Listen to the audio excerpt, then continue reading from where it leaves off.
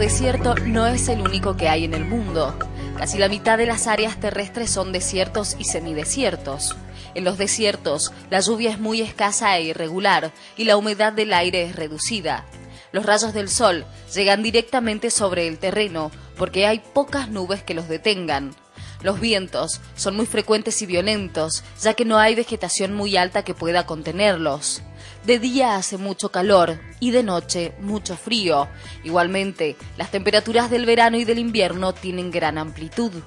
Estas condiciones de gran insolación y fuertes vientos aumentan la pérdida de agua del suelo y de las plantas. Por eso, se dice que la evapotranspiración es muy alta. Adaptaciones de seres vivos al ambiente árido.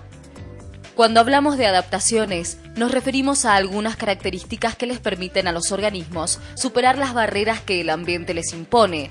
Aquellos organismos que tienen alguna característica que les permiten superar estas barreras, decimos que están adaptados. Entonces, a lo largo de varias generaciones, esta característica va aumentando en la población y después de un tiempo, todos los organismos adquieren estas características. Como dijimos antes, el agua en los desiertos es un recurso escaso.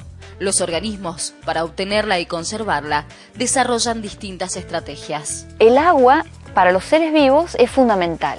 En la estructura de cualquier ser vivo, entre el 70 y el 90% es agua. El resto son otras moléculas. El agua ingresa al organismo, sea planta o sea animal, pero también sale del organismo en determinados procesos. Entonces, los seres vivos necesitan mantener un equilibrio hídrico, que es una cantidad entre las entradas y las salidas, y que no salga más de lo que entre para que pueda continuar sus procesos vitales y sus funciones con normalidad.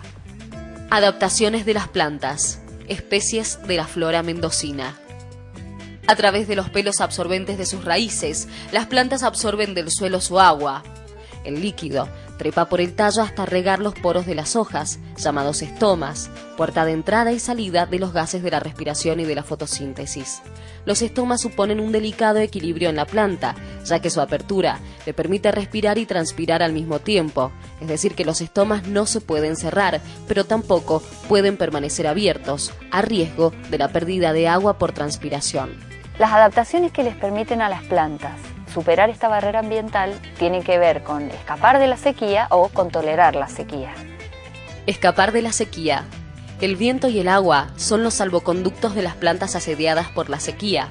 Cuando son acechadas por periodos secos, sus semillas les permiten dispersarse por el viento o por el agua. Otras plantas germinan cuando las nubes se vacían de contenido.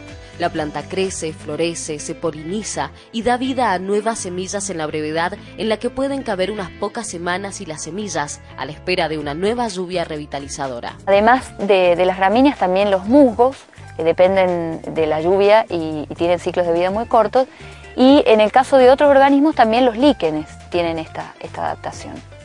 Tolerar la sequía. Las plantas necesitan estructuras que les permitan disminuir la pérdida de agua. Las hojas de las plantas del desierto son mucho más pequeñas, en algunos casos están muy divididas, entonces esto disminuye la superficie de la hoja y por lo tanto disminuye la transpiración. La jarilla tiene las hojas pequeñas, el algarrobo tiene hojas divididas, entonces eso también ayuda a disminuir la pérdida de agua. En otros casos, las hojas pueden quedar convertidas en espinas, sostenidas por tallos verdes. En este caso, cuando las hojas no existen, quien hace la fotosíntesis es el tallo, que es verde porque tiene clorofila, y las espinas no tienen estomas, por lo tanto no pierden agua. El chañar brea o los cactus son ejemplos de ello.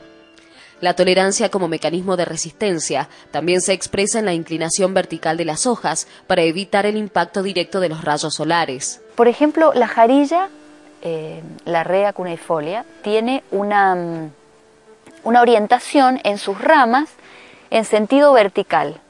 En ese caso, las hojas nunca están con la lámina recibiendo directamente los rayos solares, sino que lo reciben en forma lateral.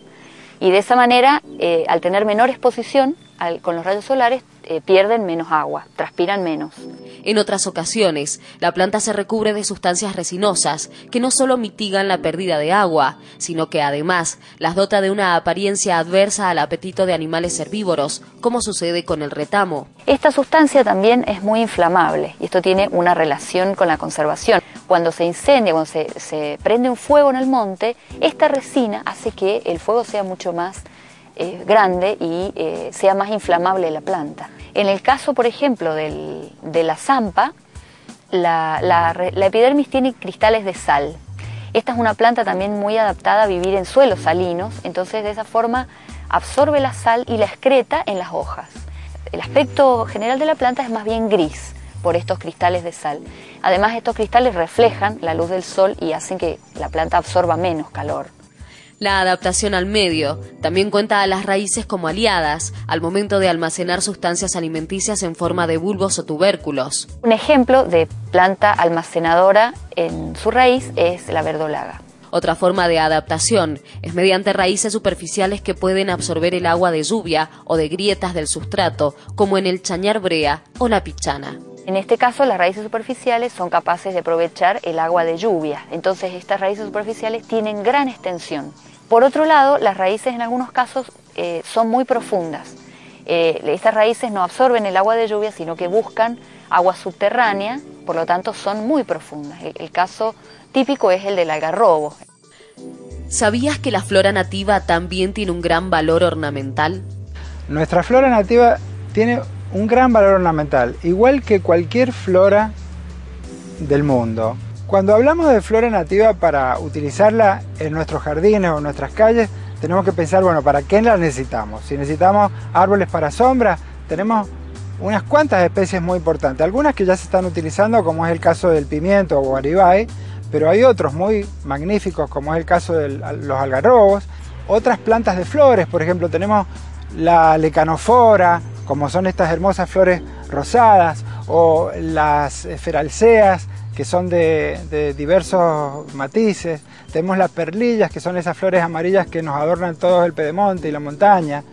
Existen arbustos muy hermosos, como son los molles. Es decir, hay una diversidad enorme de plantas. Muchas de ellas inclusive han sido tomadas por la jardinería tradicional, las han mejorado y luego nosotros las utilizamos comprando semilla híbrida mejorada en el exterior y la tenemos que pagar a precio de oro. Tenemos que aprender a querer lo nuestro y a entender que podemos lograr una identidad con el paisaje utilizando nuestras propias plantas.